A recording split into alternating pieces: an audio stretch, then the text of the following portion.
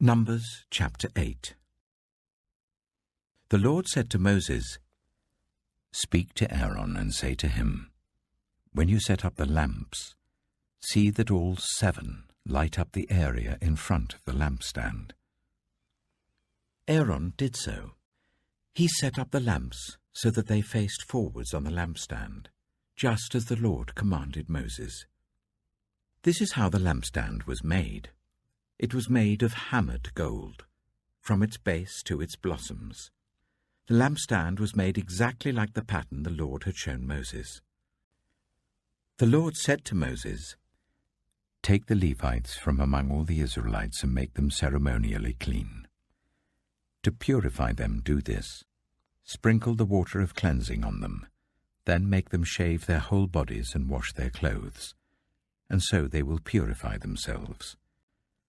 Make them take a young bull with its grain offering of the finest flour mixed with olive oil. Then you are to take a second young bull for a sin offering. Bring the Levites to the front of the tent of meeting and assemble the whole Israelite community. You are to bring the Levites before the Lord, and the Israelites are to lay their hands on them. Aaron is to present the Levites before the Lord as a wave offering from the Israelites, so that they may be ready to do the work of the Lord. Then the Levites are to lay their hands on the heads of the bulls, using one for a sin offering to the Lord and the other for a burnt offering, to make atonement for the Levites. Make the Levites stand in front of Aaron and his sons, and then present them as a wave offering to the Lord. In this way, you are to set the Levites apart from the other Israelites, and the Levites will be mine. After you have purified the Levites and presented them as a wave offering, they are to come to do their work at the tent of meeting. They are the Israelites who are to be given wholly to me. I have taken them as my own, in place of the firstborn, the first male offspring from every Israelite woman. Every firstborn male in Israel, whether human or animal, is mine. When I struck down all the firstborn in Egypt, I set them apart for myself. And I have taken the Levites in place of all the firstborn sons in Israel. From among all the Israelites, I have given the Levites as gifts to Aaron and his sons to do the work at the tent of meeting on behalf of the Israelites, and to make atonement for them so that no plague will strike the Israelites when they go near the sanctuary." Moses, Aaron, and the whole Israelite community did with the Levites just as the Lord commanded Moses. The Levites purified themselves and washed their clothes. Then Aaron presented them as a wave offering before the Lord and made atonement for them to purify them. After that, the Levites came to do their work at the tent of meeting under the supervision of Aaron and his sons. They did with the Levites just as the Lord commanded Moses. The Lord said to Moses, "This applies to the Levites. Men 25 years old or more shall come to take part in the work at the tent of meeting, but at the age of 50 they must retire from their usual duties and work no longer. They may assist their brothers in performing their duties at the tent of meeting, but they themselves must not do the work. This, then, is how you are to assign the responsibilities of the Levites." Numbers chapter 9. The Lord spoke to Moses in the desert of Sinai in the 1st month of the 2nd year after they came out of Egypt. He said, "Make the Israelites celebrate the Passover at the appointed time. Celebrate it at the appointed time, at twilight on the 14th day of this month, in accordance with all its rules and regulations." So Moses told the Israelites to celebrate the Passover, and they did so in the desert of Sinai at twilight on the 14th day of the 1st month. The Israelites did everything just as the Lord commanded Moses. But some of them could not celebrate the Passover on that day, because they were ceremonially unclean on account of a dead body. So they came to Moses and Aaron that same day, and said to Moses, "We have become unclean because of a dead body. But why should we be kept from presenting the Lord's offering with the other Israelites at the appointed time?" Moses answered them, "Wait until I find out what the Lord commands concerning you." Then the Lord said to Moses, "Tell the Israelites, when any of you or your descendants are unclean because of a dead body, or are away on a journey, they are still to celebrate the Lord's Passover. But they are to do it on the 14th day of the 2nd month at twilight. They are to eat the lamb together with unleavened bread and bitter herbs. They must not leave any of it till morning or break any of its bones. When they celebrate the Passover, they must follow all the regulations.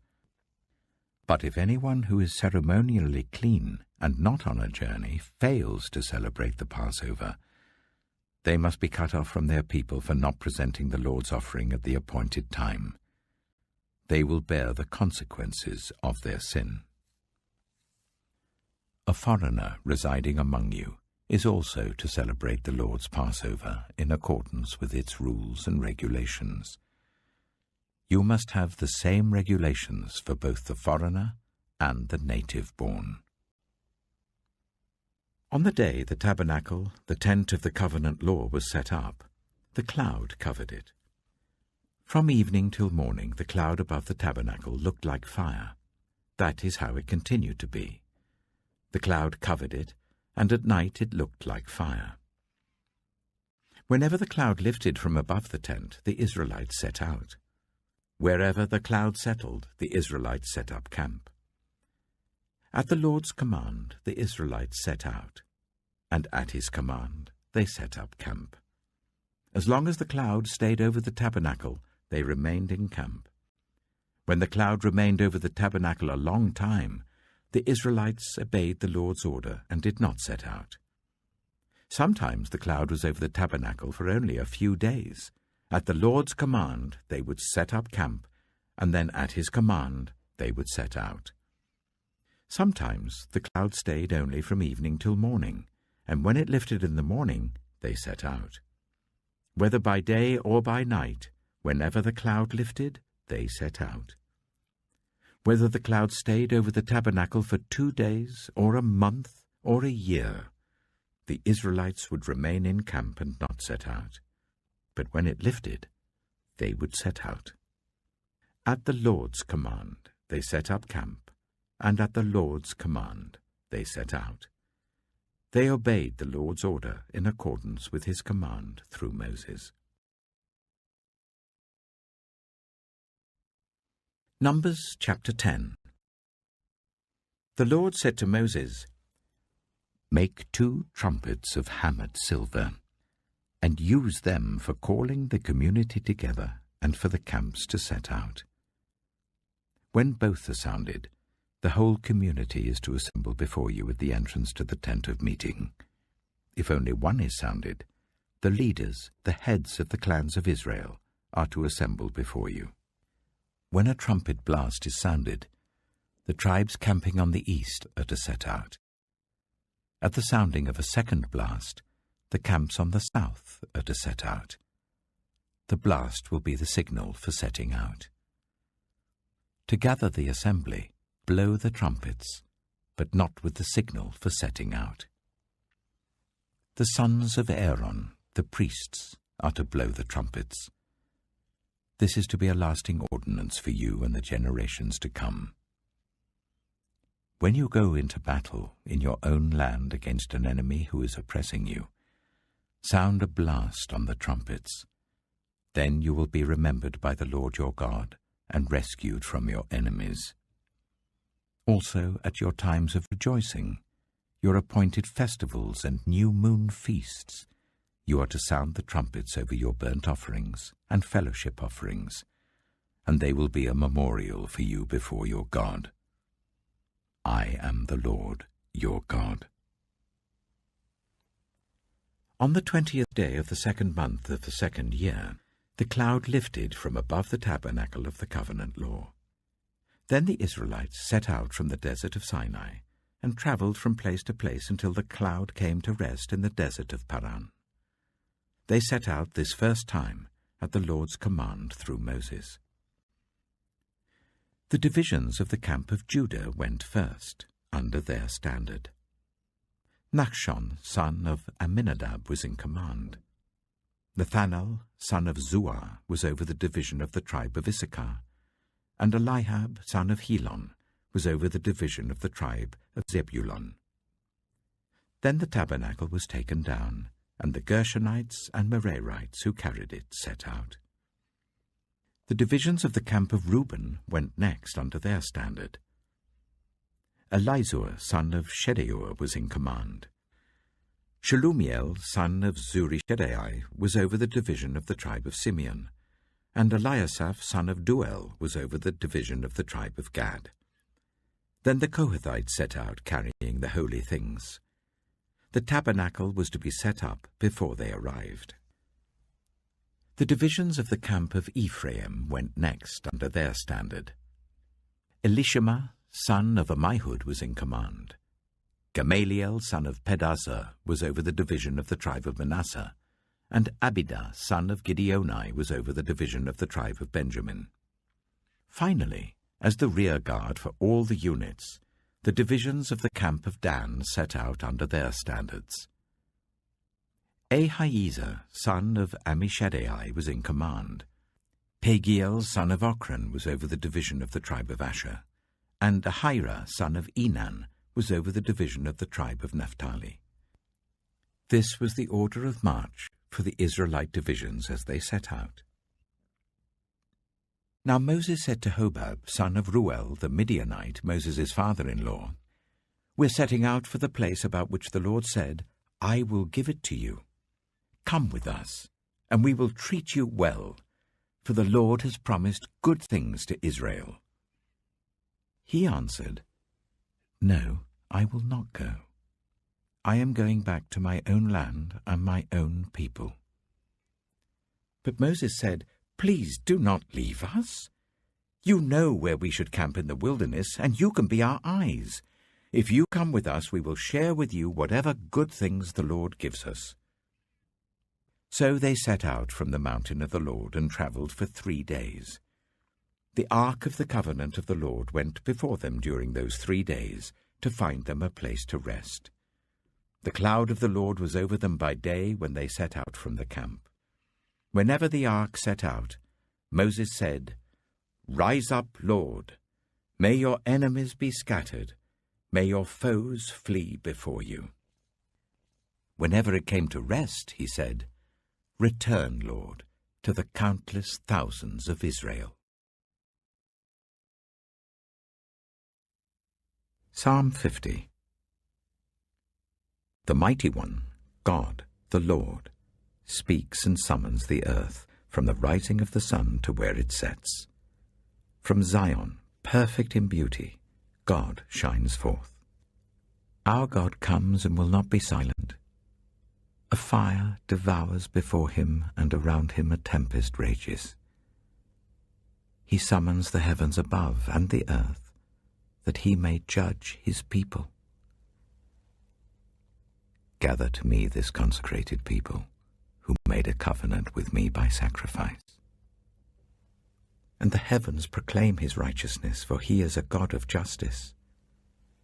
Listen, my people, and I will speak.